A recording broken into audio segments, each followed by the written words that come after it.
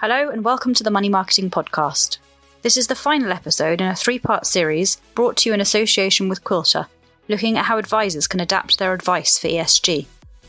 This time we explore the key challenges facing advisors when it comes to ESG investing and how it affects portfolio construction.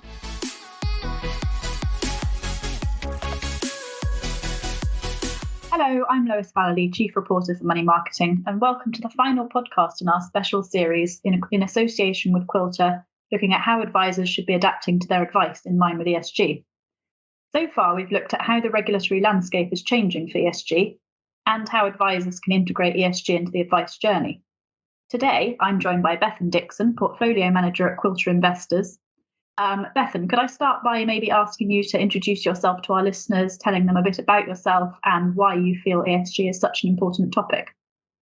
Yeah, sure. So my name is Bethan Dixon. I'm a Portfolio Manager at Quilter Investors. I've been at Quilter Investors for 3 years now and really helped develop how we integrate ESG factors into our investment process and also develop our new ESG badged portfolios and also help support run them well select, responsible and sustainable. So why I think ESG is so important, the consideration of environmental, social and governance factors is really taking into account all of the non-financial risks and opportunities that companies are facing. So if you're not thinking about these factors, there's a key part of risk that you're not considering. So from a risk management perspective, it's really critical. And I also think from an opportunity perspective, with the climate transition and all of the sort of sheer amount of capital that needs to be invested to make sure we move along that path, is providing some really interesting opportunities, which we seek to directly benefit from within our sustainable portfolios. Yeah, definitely. It's a very important topical issue, I think. So in this episode, we're going to be looking at some of the challenges of ESG investing. So Bethan, let's start with what you feel are some of the main ones. Yeah, sure. So I think ESG investing in general is really quite difficult at the moment. And I think there's really 4 key challenges that you need to be able to navigate in order to be successful. So the first one is around how you really define the aims and objectives of an ESG investment. So I think this is really crucial because ESG investing can mean different things to different people. And it's also a very emotive subject. So when you're developing ESG products or selecting ESG products for your client, you have to really understand what these products represent. And I also think more importantly, understand what these products don't represent. I think the second key challenge is really how you navigate the ESG data landscape. And I think this is really challenging, particularly if you're developing a fund-of-fund portfolio for a client. So if you're putting these portfolios together, just like you'd undertake performance analysis, you really need to undertake that ESG analysis. And this needs to be on a consistent basis. So if you're solely relying on ESG reporting from underlying managers, there's a really high chance that they'll be using different ESG data providers in their reporting. And as we all know, these data providers have different methodologies, rating scales, and opinions. So this really makes it challenging for you to compare these funds on a consistent basis, unless you've come up with a way to really navigate that. The third challenge is around how you review and monitor funds to ensure appropriate outcomes. So this is really around how you're ensuring that ESG investment that you've selected for a client or that portfolio that you're building is really doing what it is intending to do, and how you evidence this. And we see the final challenge is around how do you incorporate responsible investment into your process. So we see that it's critical in order to be able to navigate this complex landscape that is ESG investing, that responsible investment needs to be integrated throughout your entire business, not just within your portfolio management team or your fund selection team. So what does that mean? That means responsible investment needs to be integrated into your customer proposition team, your compliance and your legal functions. In order so you're really clear about what customers want from an ESG perspective, that you're selecting the right products or developing the right products, and you're ensuring that any ESG products or processes that you're developing or have in place meet the regulatory requirements today and tomorrow. And I think finally, what's critical is to integrate ESG within your back office functions. And this will really help you overcome the challenges of ESG data, and really will be the underpin how you integrate ESG across all of your other systems, and importantly, your governance framework. So making sure that ESG isn't just sort of one department or the responsibility of one team, but it's sort of a company-wide consideration. Yeah, definitely. Yeah. I think that's really important. So how, as a portfolio manager, can you help overcome some of these challenges you've just gone through? Yeah, sure. So I think as a portfolio manager, the most important thing is making sure that we develop products and we run products where we're very, very clear about the aim and objective from an ESG perspective of these products. And secondly, I think education here is really, really critical. So, making sure that we're educating advisors so they can educate their clients about what our ESG products represent and also don't represent. So, for example, at Quilter, we've developed our Wealth Select Responsible proposition, and this really focuses on managers who are leaders in ESG integration. However, we stop short of implementing widespread exclusions. Therefore, if you have a client that has an ESG investment preference, that has an ethical focus, and has very specific areas that they wish to exclude from their portfolio, perhaps Wealth Select Responsible isn't for them. And I think the second challenge we touched on was around ESG analysis and how you conduct this on a consistent basis when all of these different underlying fund managers utilizing different ESG data providers in their reporting. And I think the only really way that you can overcome this is to really build your own ESG data infrastructure. And that's what we've done at Quilter Investors, and taken the best part of 2 years to do so. And this means what we do when we're doing our ESG fund analysis, we are calculating the ESG profile of Fund A, Fund B, Fund C ourselves by selecting an ESG data provider and obtaining those accurate and timely underlying holdings data. And this allows us to not only analyze the underlying investments from an ESG perspective, but also understand how they all come together to provide the ESG profile of our portfolios. And more importantly, we have all that information for ourselves, but we also share that with advisors and clients through our sort of quarterly ESG reporting as well. Great. So there's obviously a lot of different approaches to disclosures and frameworks, and that can probably be a bit confusing. So what are some of the difficulties that investors and financial advisors are finding in making sense of the ESG landscape? Yeah, so it's really challenging currently, and currently we've really got no sort of global standardized fund naming convention for ESG funds. So, for example, in Europe, we've got the sustainable finance disclosure regime, which has come in, and funds are categorized based on how they consider sustainability factors into either Article 6, 8, and 9.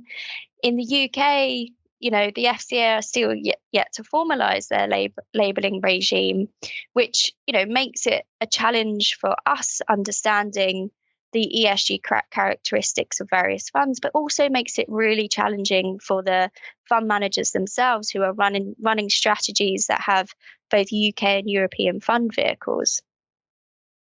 I think, with all of that complexity, what's really important is to look beyond the fund name when you're selecting an ESG investment.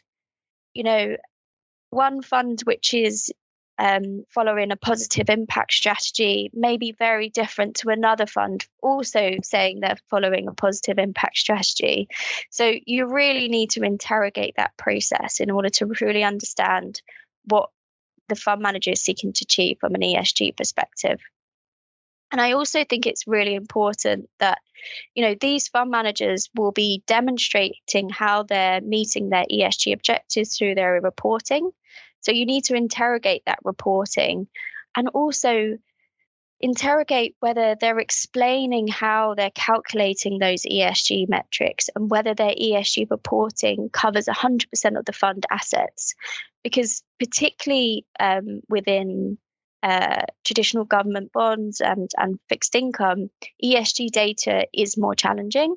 So it's likely that with those funds that, their reporting may not cover 100% of the fund assets. And are they telling you that within their reporting? So at Quilter Investors, one thing that we've done, we're really proud of our ESG reporting for our select responsible and sustainable portfolios, but we have also published a guide to our responsible investment calculations, really providing advisors and clients that transparency into our methodology, and also being very clear on the amount of assets that are covered from that ESG data perspective, because we recognize that, running multi-asset portfolios at this point in time, and not 100% of assets can be covered from an ESG data perspective. So yeah, it's doing your analysis on the fund manager's process, portfolio, and doing a deep dive into that reporting to make sure you truly understand the manager's process from an ESG perspective. Yeah, definitely. I think it can be a bit of a minefield, can't it? There's so many different definitions in the area. So responsible, ethical, ESG. How do you sort of determine what meanings mean what kind of thing? It must create a bit of a challenge for you when trying to construct a portfolio. You've already sort of touched on it, but can you go into any more detail on that? Yeah, sure. So when we're constructing portfolios, so we, for our ESG badge portfolios, we have very clear definitions about what we mean by responsible and what we mean by sustainable. We then go one step further and have a set of requirements for responsible and sustainable that each of the underlying fund managers have to meet in order for them to be eligible for those portfolios. And those requirements really look across how, seeking to achieve and understand how the ESG objective of the fund is reflected into the process of the fund, and also reflected in the portfolio through holdings analysis. And that kind of framework that we've built really looks at how ESG is integrated into the entire ecosystem of the fund. So across the philosophy, the process, and the people of the fund, and also at a firm level, to really understand how the portfolio managers are supported from an ESG perspective. Is there a sustainable investment team that's helping with engagement? Is ESG integrated into their governance framework to understand whether the portfolio managers' ESG profile of their funds is really being challenged from a risk perspective? So that sort of ESG review process for selecting underlying investments for our portfolios is incredibly rigorous and sits alongside our overall fund due diligence process. But what's important is that it's not a one-time process. So we each underlying fund is annually tested to make sure that it continues to meet our requirements. But on a monthly basis, we're monitoring these funds. We're bringing in refresh underlying holding data. We're bringing in refresh ESG data. And we're constantly seeing whether the manager is buying companies that are aligned with their ESG objective, if there's any ESG red flags, whether it's from a controversy perspective, or perhaps they bought something that we wouldn't expect. We are having that constant dialogue with managers to make sure that, all of the underlying investments continue to meet those either responsible or sustainable requirements. So we, at a portfolio level, can continue to deliver on our ESG objectives that we've promised for our clients. Great. I think there's a lot of tools which are available to analyse investment funds from an ESG perspective. I imagine having so many is a good thing, but could you talk to us about sort of some of the issues it presents, some of the tools there are available? Yeah, sure. So I personally think that it's great that we've got an increasing number of ESG tools that investors can use to analyze funds from an ESG perspective. And I actually think the underlying ESG data providers are doing such a great job in doing a lot of the heavy lifting for us. So sifting through those company sustainability reports and helping to really present the data to investors on a standardized basis. So as I touched on earlier, it's really important to recognize that these ESG data providers do have different methodologies, they have different rating scales, and very often they have different opinions. And what's interesting, the PRI did a study back in March 2020, which looked at the correlation of ESG scores across data providers. And what they actually found was, the average correlation is less than 0.5. And this actually reduces as you look at the individual environmental, social, and governance pillars. And actually, governance had the lowest correlation, which was really surprising to me, given that governance is probably one of the factors that's been formally assessed for a lot longer.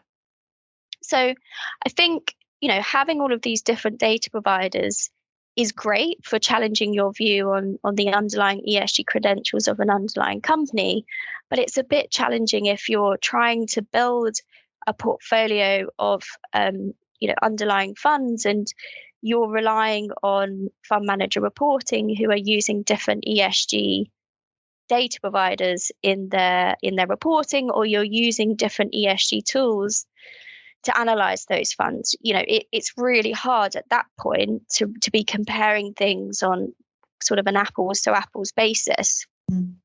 So I think, the best way to, get the benefit of those different ESG opinions while also being able to compare funds on a consistent basis is to really build your own ESG data infrastructure.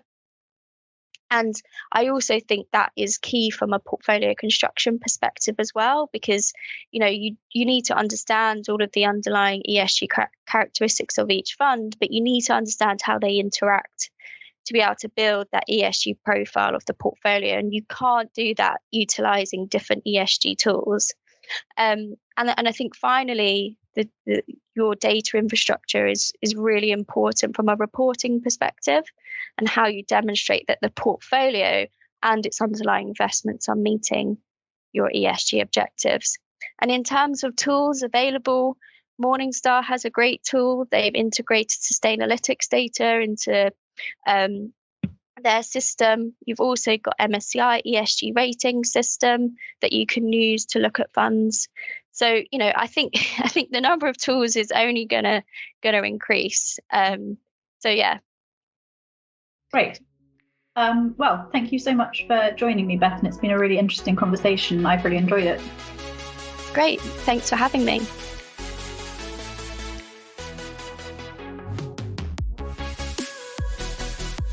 That was the final episode of the ESG and Advice podcast, brought to you in association with Quilter.